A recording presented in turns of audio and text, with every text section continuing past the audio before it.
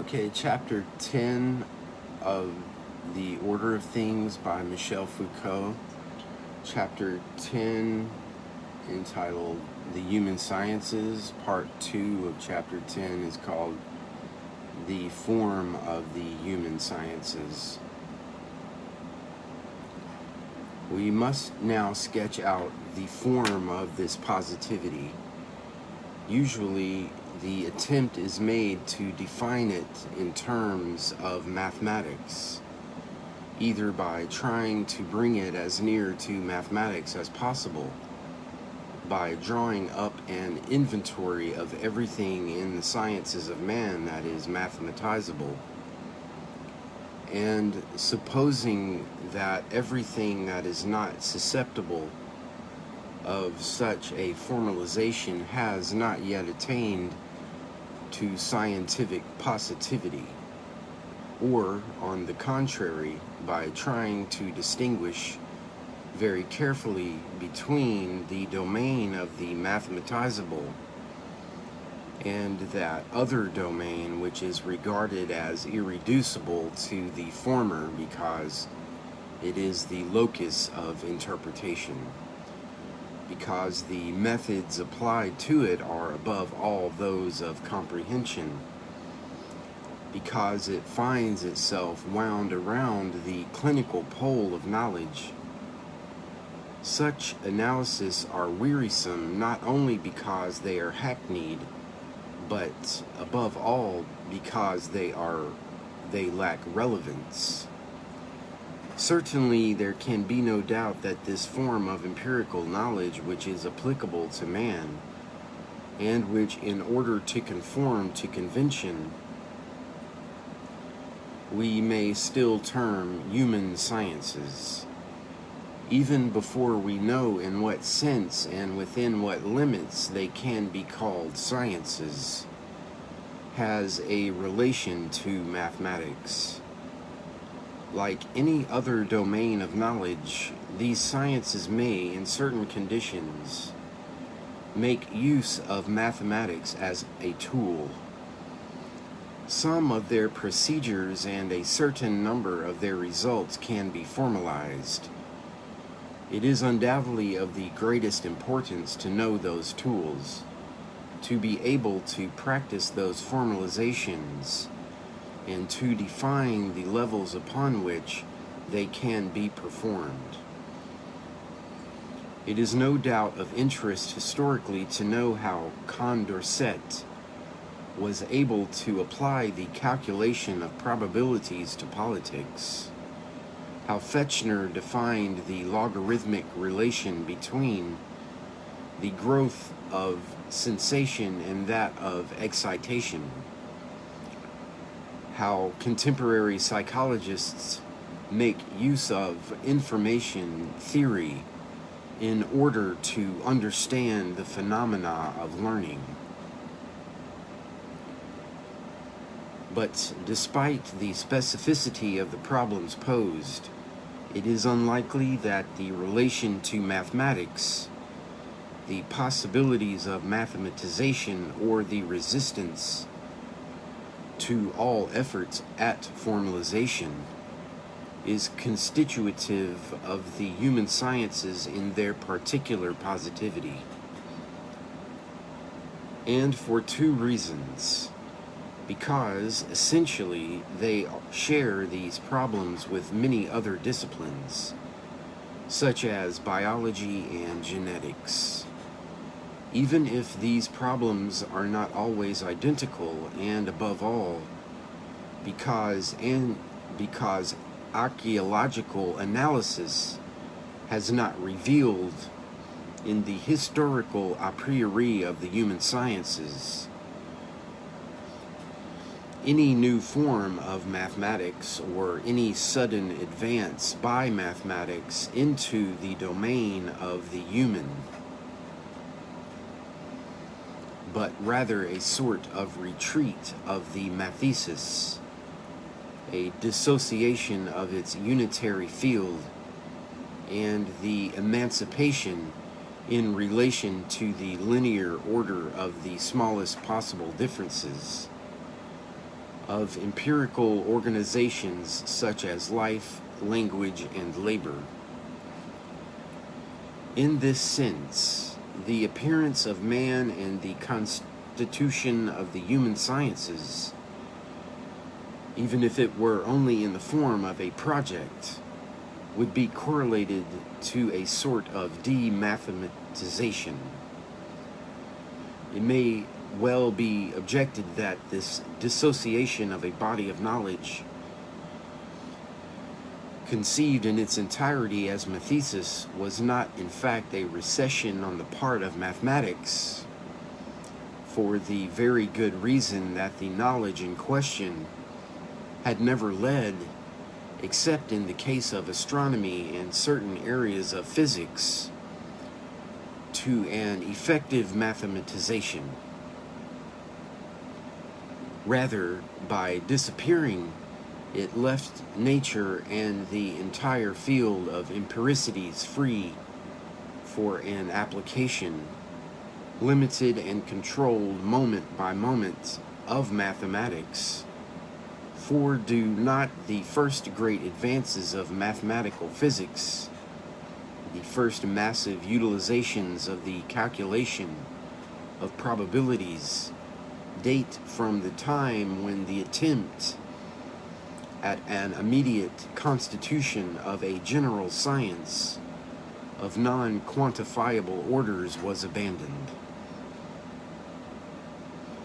It cannot really be denied that the renunciation of a mathesis, provisionally at least, made it possible in certain domains of knowledge to remove the obstacle of quality and to apply mathematical tools where they had been unable to penetrate hitherto. But if, on the level of physics, the dissociation of the project to create a mathesis came to exactly the same thing as the discovery of new applications for mathematics, this was not so in all the domains of knowledge. Biology, for example, was constituted outside a science of qualitative orders, as an analysis of the relations between organs and functions, as a study of structures and balances, as research into their formation and the development in the history of individuals or species.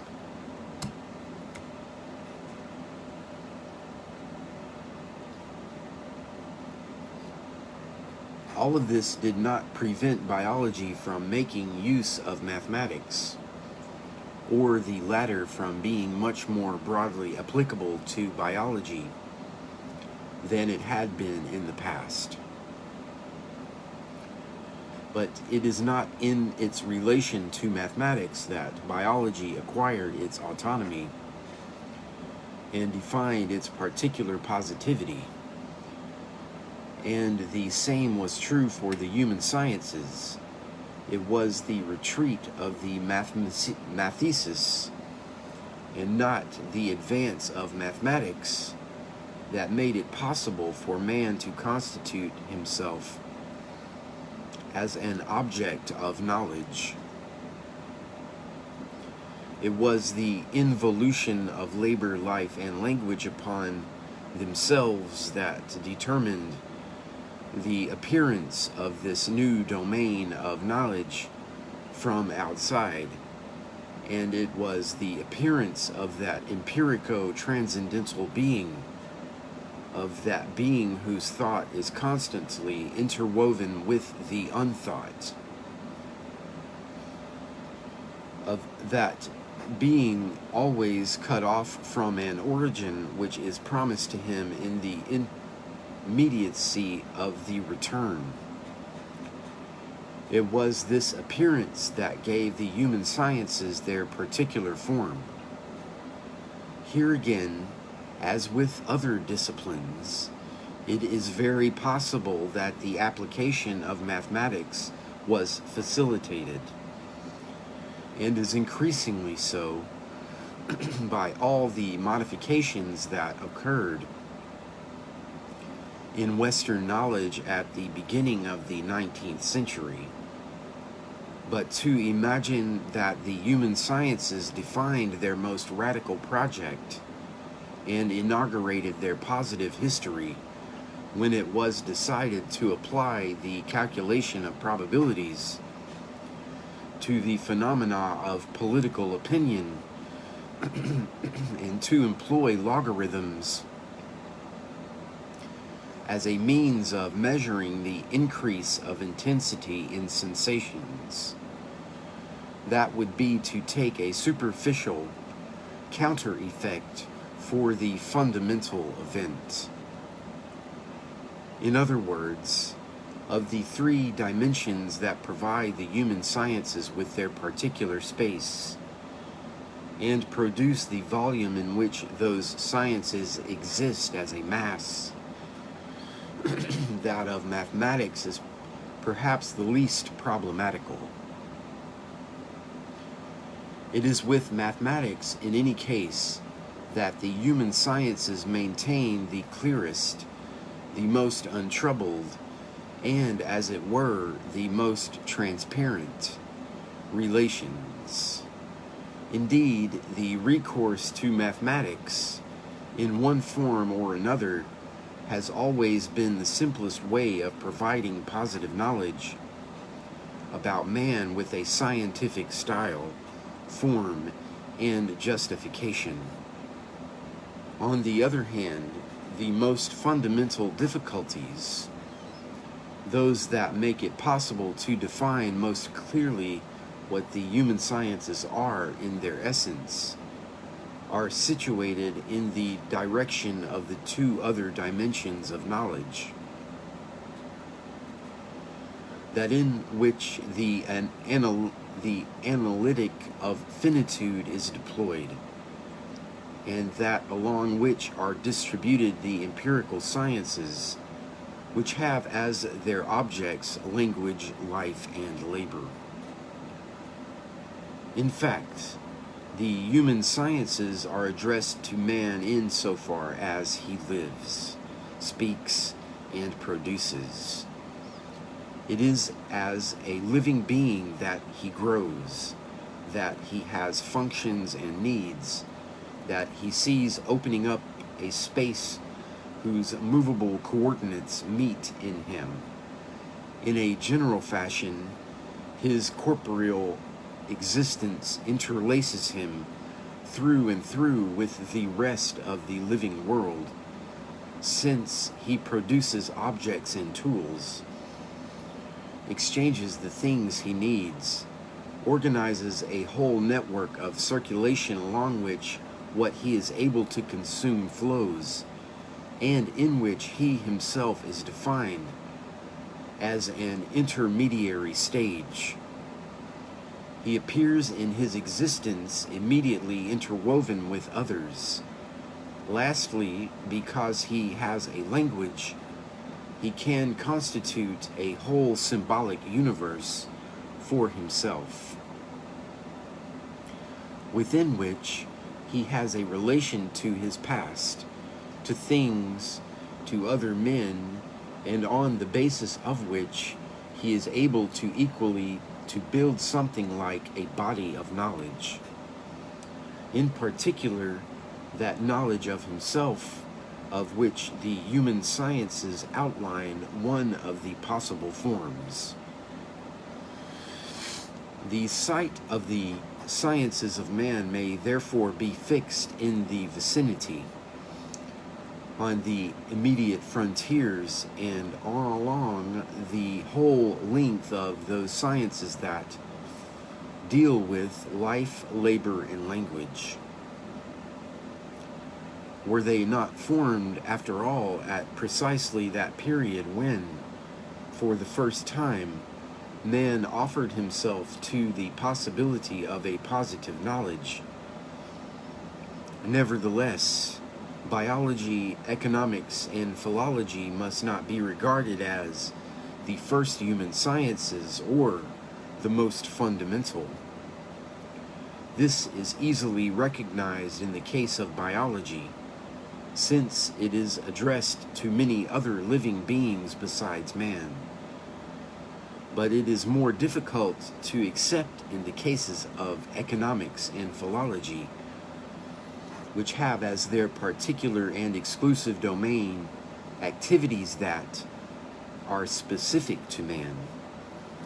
But we do not ask ourselves why human biology or physiology, why the anatomy of the cortical centers of language cannot in any way be considered as sciences of man.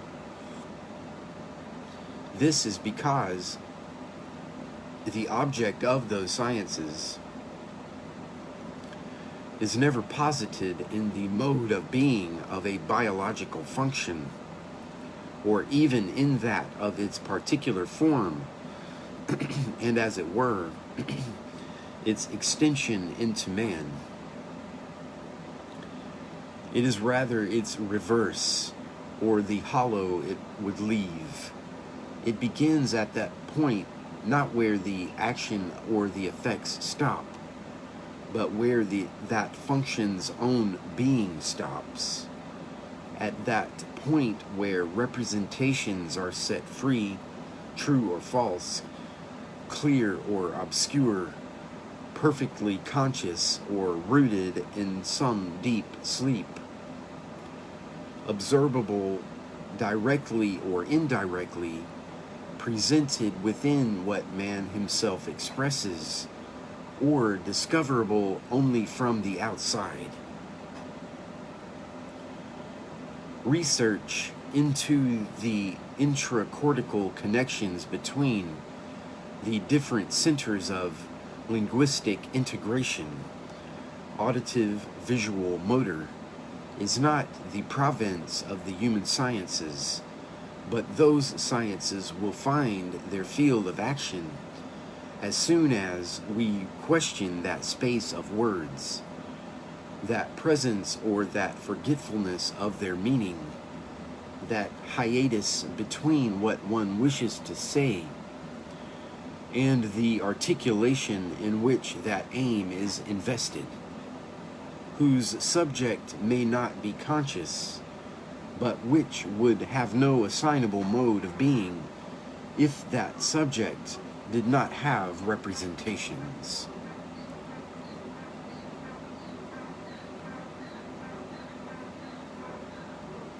In a more general fashion, man for the human sciences is not that living being with a very particular form, a somewhat special physiology, and an almost unique autonomy.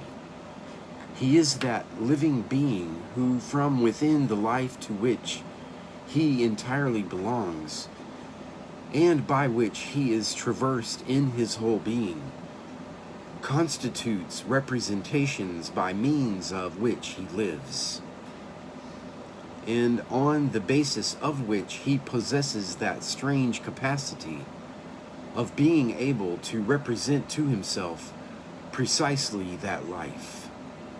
Similarly, even though man is, if not the only species in the world that works, at least the one in whom the production, distribution, and consumption of goods have taken on so great an importance and acquired so many and such differentiated forms,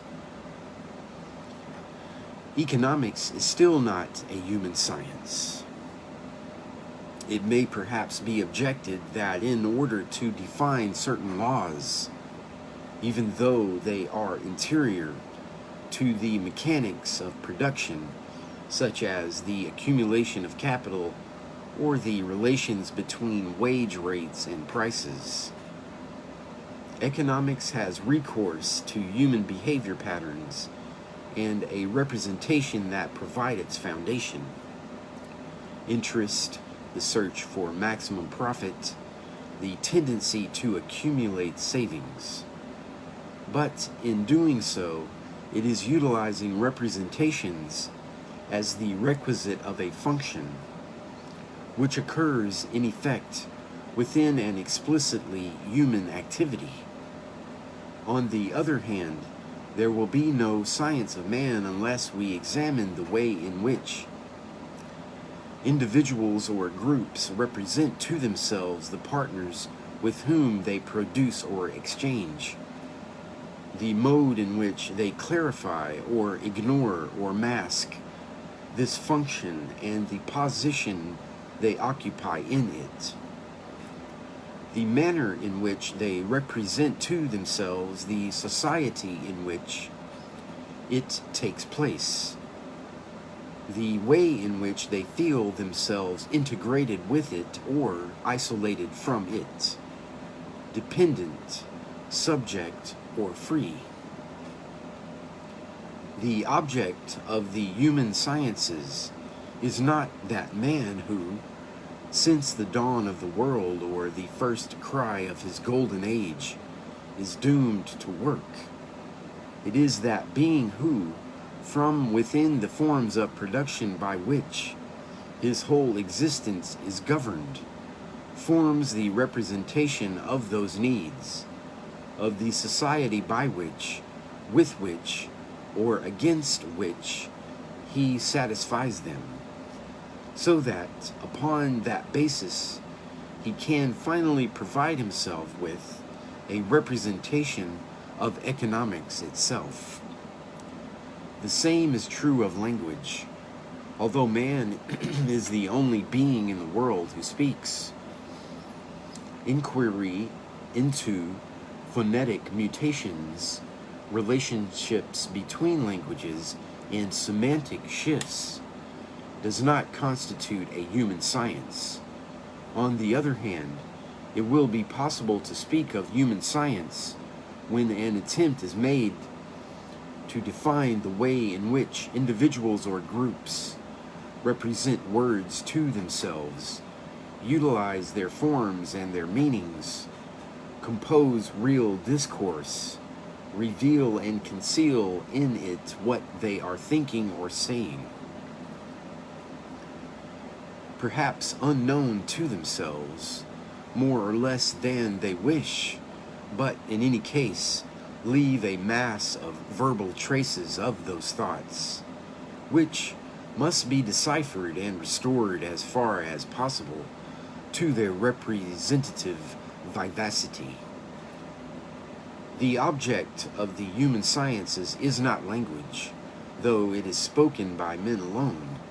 It is that being which, from the interior of the language by which he is surrounded, represents to himself, by speaking, the sense of the words or propositions he utters, and finally provides himself with a representation of language itself. The human sciences are not, then, an analysis of what man is by nature, but rather an analysis that extends from what man is in his positivity, living, speaking, laboring being, in what enables this same being to know or seek to know what life is, in what the essence of labor and its laws consist, and in what way he is able to speak. The human sciences thus occupy the distance that separates, though not without connecting them, biology, economics, and philology from that which gives them possibility in the very being of man. It would therefore be wrong to see the human sciences as an extension interiorized within the human species, within its complex organism, within its behavior and consciousness of biological mechanisms. And it would be no less wrong to place within the human sciences the science of economics or the science of language, whose irreducibility to the human sciences is expressed in the effort to constitute a pure economics and a pure linguistics.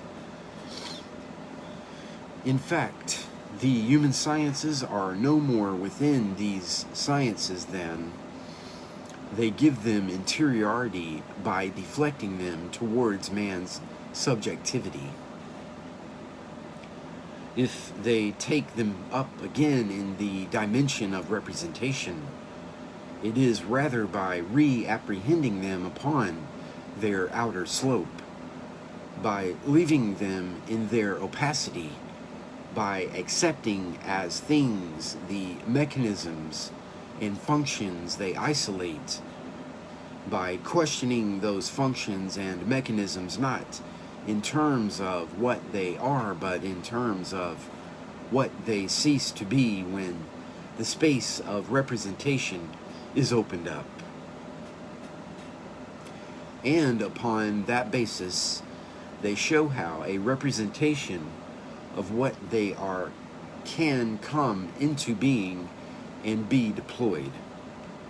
Surreptitiously, they lead the sciences of life, labor, and language back to that analytic of finitude which shows how man in his being can be concerned with the things he knows and know the things that in positivity determine his mode of being.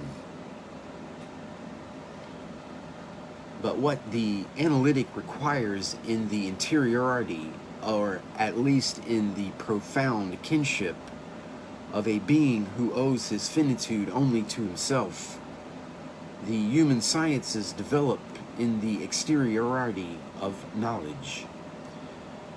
This is why what characterizes the human sciences is not that they are directed at a certain content, that singular object, the human being.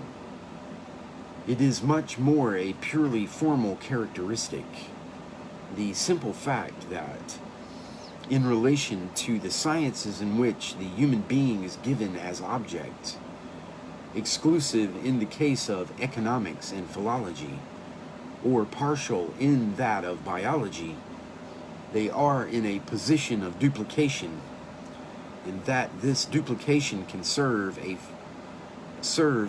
fortiori for themselves. This position is made perceptible on two levels. The human sciences do not treat man's life, labor, and language in the most transparent state in which they could be posited, but in that stratum of conduct, behavior, attitudes, gestures already made, sentences already pronounced or written, within which they have already been given once to those who act, behave, exchange, work, and speak. At another level, it is still the same formal property, but carried to its furthest, rarest point.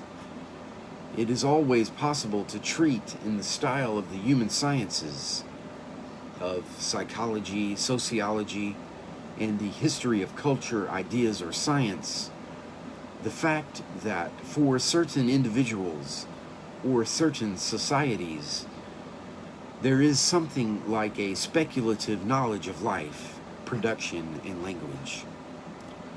At most, a biology, an economics, and a philology.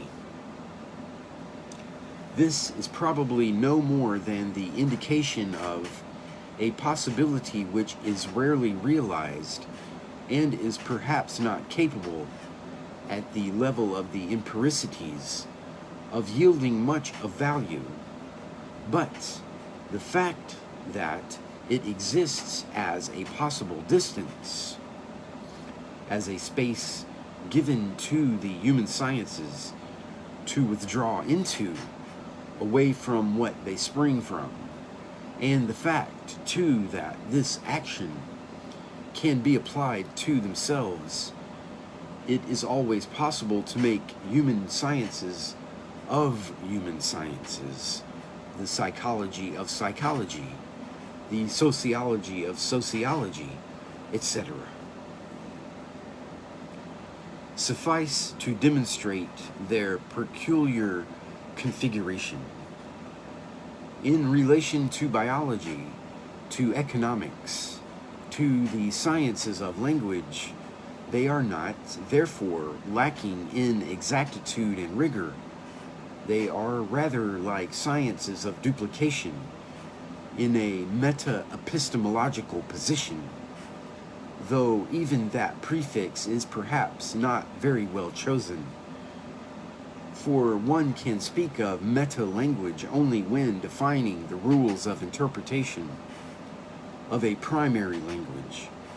Here, the human sciences, when they duplicate the sciences of language, labor, and life, when at their finest point they duplicate themselves, are directed not at the establishment of a formalized discourse. On the contrary, they thrust man, whom they take as their object, in the area of finitude, relativity, and perspective, down into the area of the endless erosion of time. It would perhaps be better to speak in their case of an ana or hypo epistemological position. If the pejorative connotations of this last prefix were removed, it would no doubt provide a good account of the facts.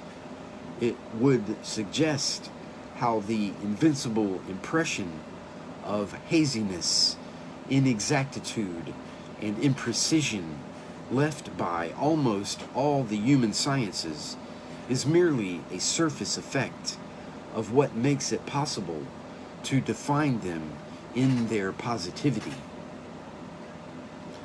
That's the end of part 2 of chapter 10 of The Order of Things by Michel Foucault.